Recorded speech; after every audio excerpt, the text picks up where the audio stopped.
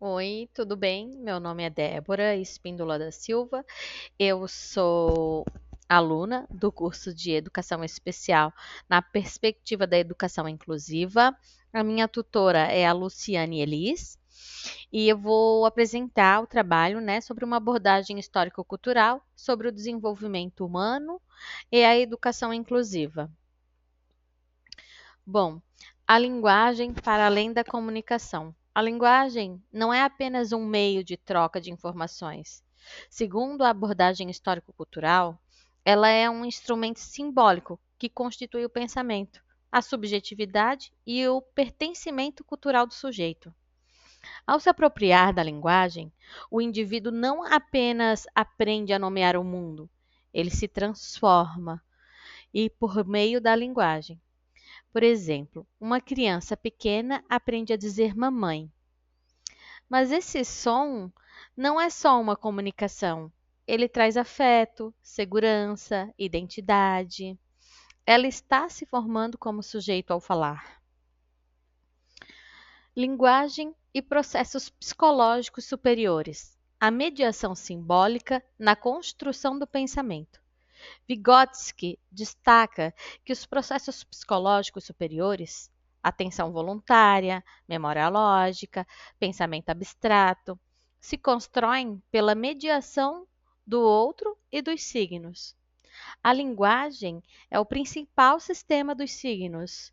Ela media a internalização das experiências culturais, reorganizando funções mentais primitivas em funções superiores.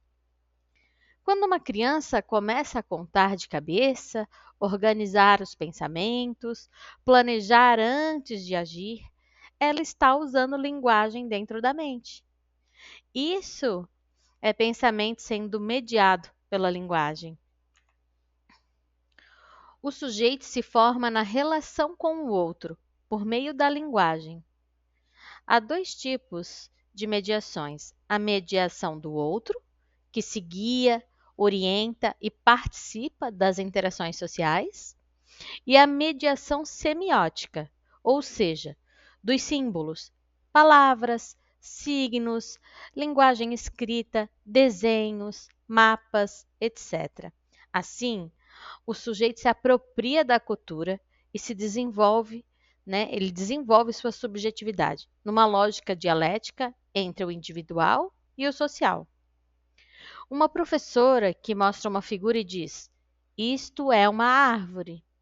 A criança aprende a palavra, que é o símbolo, e só entende porque alguém, o outro, mediou essa aprendizagem. Sozinha, ela não aprenderia assim. Os conceitos espontâneos e científicos. Vygotsky diferencia dois tipos de conceitos: conceitos espontâneos e conceitos científicos.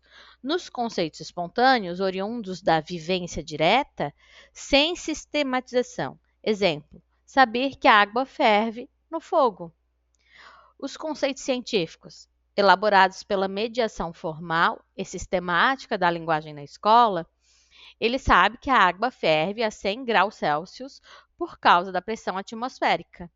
A escola é o lugar onde os conceitos científicos devem dialogar com os conceitos espontâneos e não anulá-los.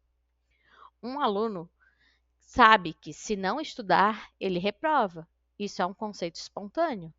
Mas, ao aprender o que é responsabilidade ou como o cérebro aprende, ele desenvolve conceitos científicos sobre educação e aprendizagem. Todos têm direito à mediação e à linguagem, educação inclusiva e deficiência. O texto de Oliveira e Coles mostra que o acesso à linguagem é fundamental para o desenvolvimento de pessoas com deficiência. A deficiência não está no sujeito, mas na falta de mediação cultural e simbólica adequada aos seus processos de desenvolvimento. A linguagem, acessível e respeitosa, promove autonomia, pensamento crítico e inclusão real. Um aluno com deficiência que usa um tablet com imagens para se comunicar está acessando a linguagem de forma adaptada. Sem isso, ele seria excluído da construção do pensamento e do mundo do saber. A relação com a realidade, a linguagem do cotidiano escolar. Na escola, devemos perceber que a linguagem não é neutra. Ela revela desigualdades, silencia vozes ou liberta. Quando os professores reconhecem a linguagem dos alunos como válida, abrem caminho para o diálogo entre os saberes. A mediação do professor é essencial para a transformação dos conceitos espontâneos em conhecimentos científicos significativos. Um aluno que diz: "Eu falo errado", mas se a professora reconhece e valoriza a forma dele falar, isso abre espaço para ele aprender novas formas sem se sentir inferiorizado. Isso é mediação com respeito. Experiência reflexiva. O que aprendemos com essa abordagem? Que a linguagem é constitutiva do ser humano, que o outro é mediador essencial do desenvolvimento, que a inclusão depende de acesso real à cultura e aos signos, que a escola precisa valorizar a linguagem de cada aluno para promover uma aprendizagem significativa. Ao mediar uma discussão em sala e ouvir as opiniões diversas, a professora ajuda os alunos a pensarem de forma crítica e organizada. Isso é usar a linguagem como ferramenta de desenvolvimento humano. Conclusão: a linguagem como ferramenta de humanização e inclusão. O uso consciente da linguagem nos permite pensar, criar, nos reconhecer e transformar o mundo. Mais do que ensinar conteúdos, educar é mediar sentidos e experiências culturais. A linguagem é o que nos liga aos outros e a nós mesmos.